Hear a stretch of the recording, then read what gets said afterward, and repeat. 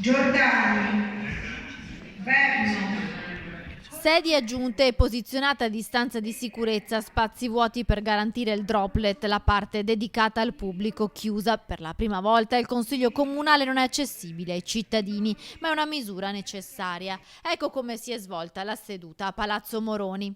Prima di entrare in aula il sindaco dà il buon esempio e si disinfetta le mani con la mucchina, seguito dai consiglieri. In apertura, dopo l'appello, il presidente del Consiglio Comunale Tagliavini ha ringraziato tutti i presenti per il loro impegno. Ringrazio i consiglieri a cui questa sera viene imposto un sacrificio, un disagio, perché grazie a loro si possono ottenere il Consiglio in condizioni di sicurezza. La seduta è stata necessaria perché la Giunta ha portato in aula il congelamento delle imposte comunali per cittadini ed esercenti, un provvedimento che per la prima volta ha ottenuto il consenso unanime.